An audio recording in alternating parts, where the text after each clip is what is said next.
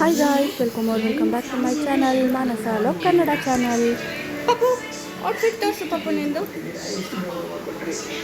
ನಮ್ಮ Pappu outfit.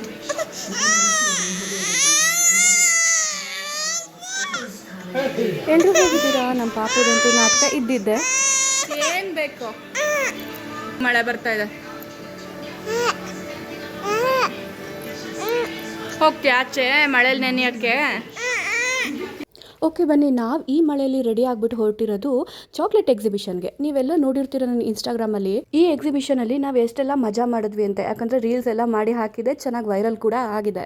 So ಈ video ಆಗಿದೆ ಚಾಕೋ ಕೇಕ್ ಎಕ್ಸಿಬಿಷನ್, ಹಾಗೆ ಇದರಲ್ಲಿ ರೋಬೋಟ್ ಎಕ್ಸಿಬಿಷನ್ ಕೂಡ ಇದೆ. ಬನ್ನಿ ನೋಡೋಣ ನಾವೆಲ್ಲ ಹೇಗೆ ಎಂಜಾಯ್ ಮಾಡಿದ್ದೀವಿ ಅಂತ ನಿಮ್ಮ ಮುಂದೆ ತೋರಿಸ್ತೀವಿ. ಎಂಜಾಯ್ ಮಾಡಿರೋದಲ್ಲ? ಹೌದು, ನನಗೆ ಗೊತ್ತಾಗುತ್ತಲ್ಲ.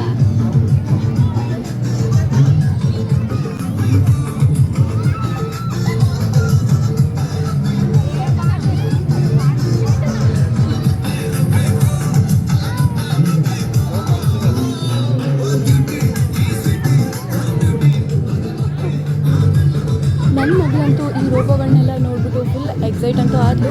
ಚೆನ್ನಾಗಿತ್ತು. 6 ಗಂಟೆಗೆಲ್ಲ ಮಳೆ ಬಂದಿದ್ದರಿಂದ ಜನಗಳು ಜಾಸ್ತಿ ಇರಲಿಲ್ಲ. ನಮಗಂತೂ ತುಂಬಾ ಉಪಯೋಗ ಆಯಿತು. ಆರಾಮಾಗಿ ನಿಂತ್ಕೊಂಡು ಒಂದು 10 ನಿಮಿಷ 1/4 ಗಂಟೆ ಎಂಜಾಯ್ ಮಾಡಿಕೊಂಡು ಸಾಂಗಿಗೆ ಡ್ಯಾನ್ಸ್ ಎಲ್ಲ ಮಾಡಿಕೊಂಡು ಬಂದ್ವಿ. ನಾನು ಈ ವಿಡಿಯೋ ಪೋಸ್ಟ್ ಮಾಡೋಷ್ಟೊಳಗಡೆ ಈ ಎಕ್ಸಿಬಿಷನ್ ಮುಗಿದೋಗಿರುತ್ತೆ. ಸೊ ನಿಮಗೆ ರೆಕಮೆಂಡ್ ಮಾಡೋದಕ್ಕಾಗಲ್ಲ, ಇಲ್ಲ ಅಂದಿದ್ರೆ ಮಸ್ಟ್ ಟ್ರೈ ಅಂತ ಹೇಳ್ತಾ ಇದ್ದೆ ನಾನು. ಫುಲ್ ಫ್ಯಾಮಿಲಿ ನಿಂತ್ಕೊಳ್ಳೋಣ ಬನ್ನಿ.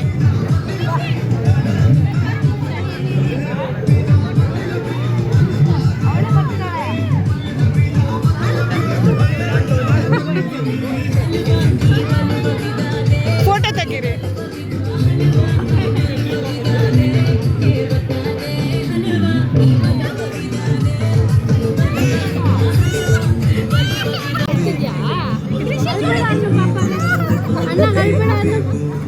ರಾತ್ರಿ ಅಂತೂ ನಾನು ಧೈರ್ಯವಾಗಿ ನಿಂತ್ಕೊಂಡು ಫೋಟೋಸು ವೀಡಿಯೋಸು ಎಲ್ಲ ತಕ್ಕೊಂಡ್ಲು.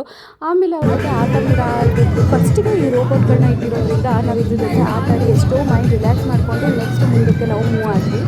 ಅವಳಿಗಂತೂ ಇದನ್ನು ಬಿಟ್ಟು ಮುಂದಕ್ಕೆ ಹೋಗೋದಕ್ಕೆ ಇಷ್ಟನೇ ಇರಲಿಲ್ಲ. ಇನ್ನೂ ಸ್ವಲ್ಪ ಹೊತ್ತು ಆಟ ಆಡ್ತೀನಿ ಅಂತ ಕೈ ತೋರಿಸ್ತಾ ಇದ್ಲು. ಬಟ್ ಮುಂದೆ ಇನ್ನೂ ಚೆನ್ನಾಗಿದೆ ಬಾ ಅಂತ ಕರ್ಕೊಂಡು ಹೋದ್ವಿ. ಮುಂದೆ ಬರ್ತಿದ್ದಂಗೆ ನೋಡಿ ಇಲ್ಲಿ ಮಿನಿ ಝೂನೇ ಕ್ರಿಯೇಟ್ ಮಾಡಿಬಿಟ್ಟಿದ್ದಾರೆ, ಸಖತ್ತಾಗಿ ಮಾಡಿದ್ದಾರೆ. ಎಲ್ಲ ಆ್ಯನಿಮಲ್ಸು ಕೂಡ ಮೂವ್ ಆಗ್ತಾ ಇತ್ತು, ಹಾಗಾಗಿ ಅದು ನೋಡೋದಕ್ಕೆ ಒಂಥರ ಖುಷಿ ಆಗ್ತಾ ಇತ್ತು. ಆದರೆ ಧರಣಿನ ನಾನು ತುಂಬ ಮಿಸ್ ಮಾಡ್ಕೊಳ್ತಾ ಇದ್ದೆ. ಧರಣಿಗೆ ಪ್ರಾಣಿಗಳು ಅಂದರೆ ತುಂಬ ಇಷ್ಟ. ಎಲ್ಲೇ ನೋಡಿದ್ರು ಅವ್ರನ್ನ ಕರೆದು ಮಾತಾಡಿಸ್ತಾಳೆ. ದಾರಿಲಿ ಹೋಗಬೇಕಾದ್ರೆ ಬರಬೇಕಾದ್ರೆ ನಾಯಿಗಳನ್ನ, ಹಸುಗಳನ್ನ, ಕಾಗೆಗಳನ್ನ, ಪಕ್ಷಿಗಳನ್ನ ಎಲ್ಲನೂ ಮಾತಾಡಿಸ್ತಾಳೆ.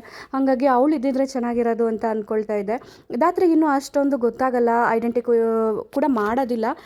ಅದಕ್ಕೋಸ್ಕರ ಅವಳು ಇದ್ದಿದ್ರೆ ಚೆನ್ನಾಗಿತ್ತು ಅಂತ ಹೇಳಿ ಅವಳನ್ನ ನೆನಪಿಸ್ಕೊಂಡು ಒಂದು ವೀಡಿಯೋ ಕಾಲ್ ಮಾಡಿದ್ದೆ ಅವಳಿಗೋಸ್ಕರ. ಅವಳು ಊಟ ಮಾಡ್ತಿದ್ದ ಟೈಮ್ ಆಗಿರೋದ್ರಿಂದ ಇದನ್ನೆಲ್ಲ ನೋಡಿಕೊಂಡು ಖುಷಿಯಾಗಿ ಊಟ ಮಾಡಿದ್ಲು.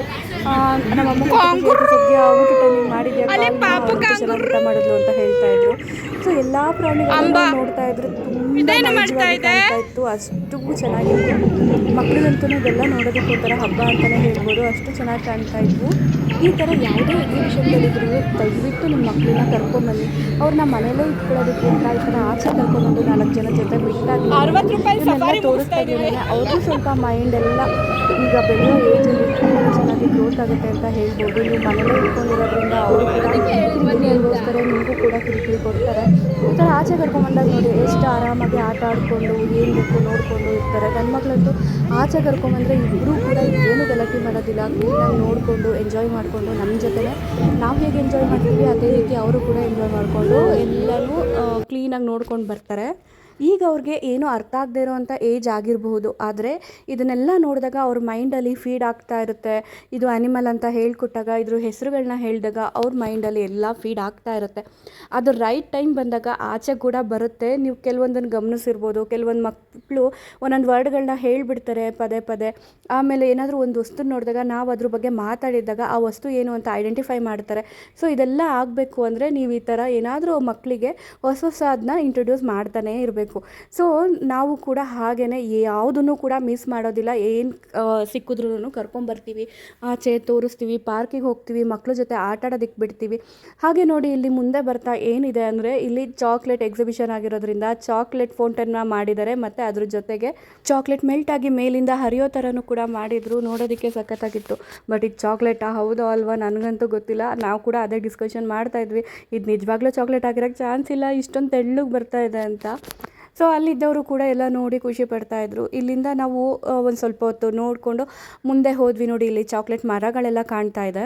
ಅಲ್ಲಿದ್ದು ಚಿಕ್ಕ ಚಿಕ್ಕ ಡೀಟೇಲ್ಸ್ಗಳನ್ನೂ ಎಂಜಾಯ್ ಮಾಡಿಕೊಂಡು ಅದನ್ನೆಲ್ಲ ಅಬ್ಸರ್ವ್ ಮಾಡಿಕೊಂಡು ಪಾಪುಗೂ ತೋರಿಸ್ಕೊಂಡು ಮುಂದೆ ಬರ್ತಾ ಇದ್ವಿ. ಅವಳು ಕೂಡ ಎಲ್ಲನೂ ಗಮನಿಸ್ತಾ ಇದ್ಲು. ಆಮೇಲೆ ಜನ ಕಮ್ಮಿ ಇದ್ದಿದ್ದರಿಂದ ಓಡಾಡಲಿ ಅಂತಲೂ ಬಿಟ್ಟಿದ್ವಿ. ಅವಳು ಓಡಾಡೋ ಬದಲು ನೋಡಿ ಏನು ಮಾಡ್ತಾ ಇದ್ದಾಳೆ ಅಂತ. ಕೆಳಗಡೆ ಆರಾಮಾಗಿ ಜಾಗ ಸಿಕ್ಬಿಡ್ತು ಅಂತ ಮಲ್ಕೊಂಡೇ ಬಿಟ್ಲು ಒಂದು ನಿಮಿಷಕ್ಕೆ. ನಮಗಂತೂ ಅಯ್ಯೋ ಎದೋಳಮ್ಮ ಅದೆಷ್ಟು ಧೂಳಿರುತ್ತೋ ಏನೋ ಅಂತ ಎತ್ಕೊಂಡ್ಬಂದ್ವಿ. ಇದ್ರ ಜೊತೆಗೆ RCB ಫ್ಯಾನ್ಸ್ಗಳಿಗಂತೂ ಹಬ್ಬನೇ ಹಬ್ಬ. ಅದೇ ನಾನು ಹೇಳ್ದಂಗೆ ಇವತ್ತೇನಾದರೂ ಮಳೆ ಬರಲಿಲ್ಲ ಅಂದಿದ್ರೆ ಚೆನ್ನಾಗಿ ರಶ್ ಇರ್ತಾಯಿತ್ತು, ನಡೆದಾಡೋಕ್ಕೂ ಕೂಡ ಜಾಗ ಇರ್ತಿಲ್ಲ. ಬಟ್ ಮಳೆ ಬಂದು ನಮಗಂತೂ ಚೆನ್ನಾಗಿ ಉಪಯೋಗ ಆಯಿತು. ನೋಡಿ ಆರಾಮಾಗಿ ಆಟ ಆಡಿಕೊಂಡು ಅಷ್ಟು ಖಾಲಿ ಇತ್ತು ಜಾಗ ಅಂತೂ ನೀಟಾಗಿ ಎಲ್ಲನೂ ನೋಡಿಕೊಂಡು ಬಂದಿದ್ದಾಯಿತು. ಇನ್ನು ಮಳೆ ಬಂದು ಲೇಟಾಗಿ ಹೊರಟಿದ್ರಿಂದ ನಾನು ಮನೆಯಲ್ಲೇ ಪಾಪುಗೆ ಸ್ವಲ್ಪ ಸ್ನ್ಯಾಕ್ಸ್ ಥರ ಊಟ ಮಾಡಿಸ್ಬಿಟ್ಟಿದ್ದೆ. ಸೊ ಹಾಗಾಗಿ ಅವಳು ಕೂಡ ಆರಾಮಾಗಿ ಆಟ ಆಡ್ಕೊಂಡಿದ್ಲು. ಇಲ್ಲಾಂದರೆ ಅವಳಿಗೆ ಕರೆಕ್ಟಾಗಿ 9 ಗಂಟೆಗೆ ಹೊಟ್ಟೆ ಹಸಿದ್ಬಿಡುತ್ತೆ. 8:15ಗೆಲ್ಲ ಅವಳಿಗೆ ಊಟ ರೆಡಿ ಇರಬೇಕು. 9:30 ಅಷ್ಟೊತ್ತಿಗೆ ಮಲ್ಕೊಂಡ್ಬಿಡ್ತಾಳೆ. ಬಟ್ ನಿನ್ನೆ ಸ್ವಲ್ಪ ಎಲ್ಲ ರೊಟೀನ್ ಎಲ್ಲ ಚೇಂಜ್ ಆಗಿರೋದ್ರಿಂದ ಇವತ್ತು ಸ್ವಲ್ಪ ಆರಾಮಾಗಿ ಇದ್ಲು. ಹಾಗೆ ಇಲ್ಲೆಲ್ಲ ಫರ್ನಿಚರ್ ಎಕ್ಸಿಬಿಷನ್ ಕೂಡ ನಡೀತಾ ಇತ್ತು. ಸ್ವಲ್ಪ ಕಾಸ್ಟ್ಲಿ ಅಂತಲೇ ಹೇಳ್ಬೋದು ಇದೆಲ್ಲ.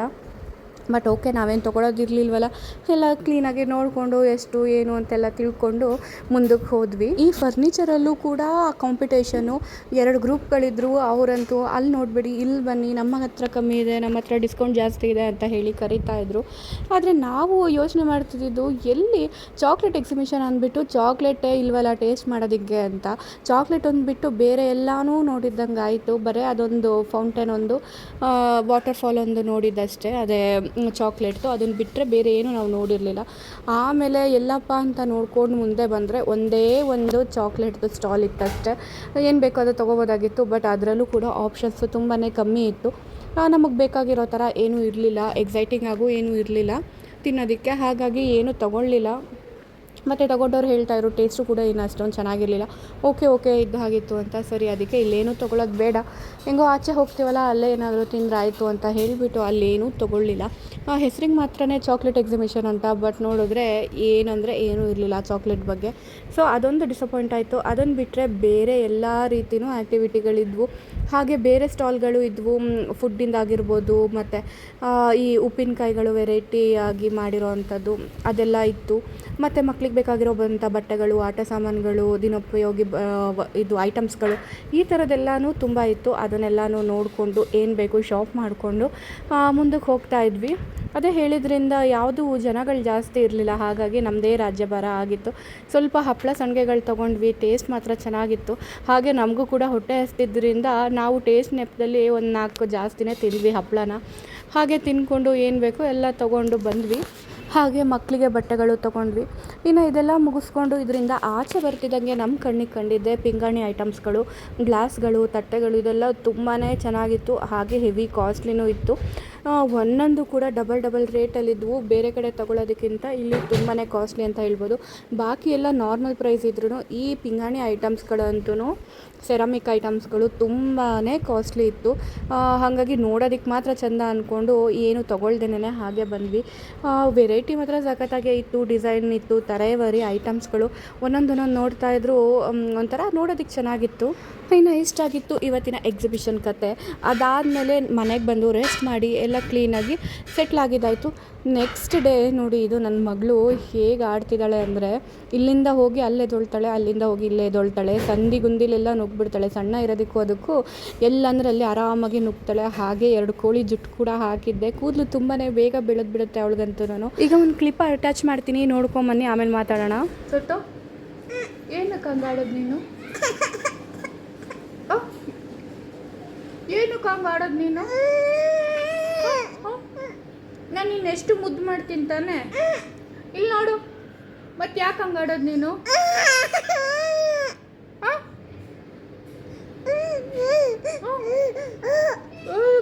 ಯಾಕಂಗೆ ಆಡೋದು ನೀನು? ಯಾಕೆ ಕಿತಾಪತಿ ಮಾಡೋದು? ಕಿತಾಪತಿ ಯಾಕೆ ಮಾಡೋದು ನೀನು? ಓಯ್ ಗುಬಲಿ ನೋಡು, ಯಾಕೆ ನೀನು ಹಂಗೆ ಮಾಡೋದು? ನಾಳೆಯಿಂದ ಗುಡ್ ಗರ್ಲ್ ಆಗಿರ್ತೀಯಾ? ಗುಡ್ ಗರ್ಲ್ ಆಗಿರ್ತೀಯಾ ನಾಳೆಯಿಂದ ಗುಡ್ ಗರ್ಲ್ ಆಗಿರ್ತೀಯಾ? ಇಲ್ಲಿ ನೋಡು, ಯಾಕೆ ಹಂಗೆ ಮಾಡೋದು ನೀನು? ಸರಿ ಆಯಿತು, ಗುಡ್ ಗರ್ಲ್. ಹಾಂ ಇಲ್ಲಿ ಹ್ಯಾಪಿ ಸರಿ ಇಲ್ಲಿ ನೋಡಿ, ಇಲ್ಲಿ ನೋಡು ಚುಟ್ಟು.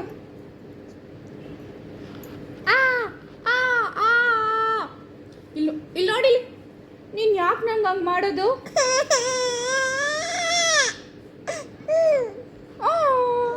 ನೀನು ಅಳ್ತಿರೋದ ನಗ್ತಿರೋದ? ನೋಡಿದ್ರಲ್ಲ ಎಷ್ಟು ನಾಟಕ ಮಾಡ್ತಾಳೆ ಅಂದರೆ ಅಷ್ಟು ನಾಟಕ ಮಾಡ್ತಾಳೆ, ನಮ್ಮನ್ನು ಕೂಡ ಆಟ ಆಡಿಸ್ತಾಳೆ.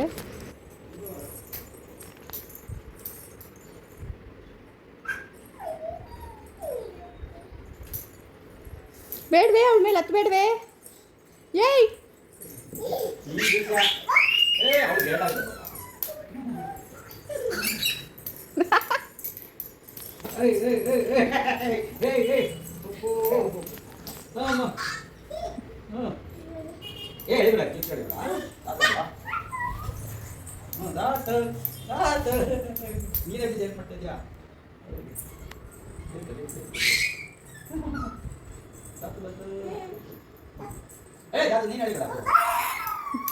ಹೇಳದ್ಲಾ? ನೀನು ಹೇಳಿದ್ಯಾ? ಏನು ಡೋ ಮಾಡ್ತೀಯ ನೋಡು. ಅಯ್ಯೋ ಅಯ್ಯೋ ಅಯ್ಯೋ ಅಯ್ಯೋ, ನೀನು ಹೇಳ್ದೆ ಅವಳ ಜುಟ್ಟನ್ನ?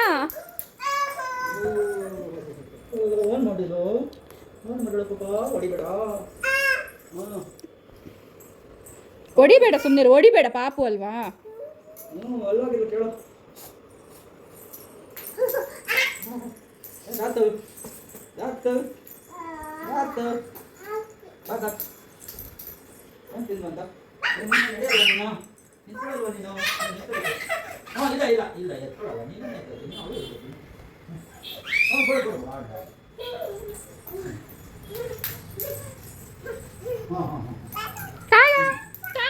ನೀವೆಲ್ಲರೂ ಕೇಳ್ತಾ ಇದ್ರಿ ಅಂತ ನನ್ನ ಮಕ್ಕಳು ವಿಡಿಯೋನ ಕೂಡ ಅಟ್ಯಾಚ್ ಮಾಡಿದ್ದೀನಿ. ಸೊ ಈ ವಿಡಿಯೋ ಇಷ್ಟ ಆದರೆ ನಿಮಗೆ ಲೈಕ್ ಮಾಡಿ, ಶೇರ್ ಮಾಡಿ, ಮತ್ತು ಈ ಚಾನಲ್ಗೆ ಹೊಸಬ್ರಾಗಿದ್ದರೆ ಸಬ್ಸ್ಕ್ರೈಬ್ ಮಾಡಿಕೊಂಡು ವಿಡಿಯೋನ ನೋಡಿ.